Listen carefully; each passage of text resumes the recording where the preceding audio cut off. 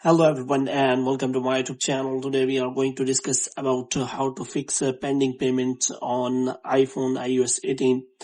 For example, if you have made a recent payment and it is in pending condition, and for example, if you purchased something or App Store and you made a payment and it is in pending condition, so how you can clear that or how you can fix that? For this, what you have to do, you have to simply watch this video completely.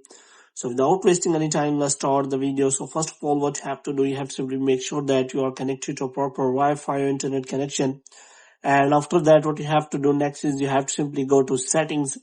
And here you have to simply go to general. So in general, you have to scroll it down until you find the option of transfer or reset iPhone. So here you have to simply click on reset and you have to reset all of your network settings. And after that, what you have to do next is you have to simply open the name or Apple ID here. And here you have to simply click on media and purchases, and you have to click on view account here.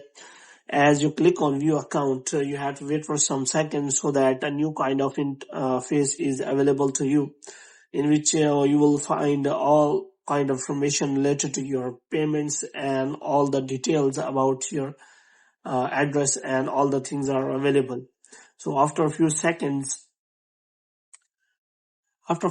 of loading, a new kind of interface like manage payments will be available, where you can simply check your payments detail and you can simply add a new payment method or remove any payment method which is not working for you. So in this way, you can simply update your payment information, and you can also check your purchase history from that settings. And after that, you can check which of the payments is in pending condition, and after that you will be able to clear that pending payments. So hope you have liked this video. If you get more videos like these, you can subscribe our channel.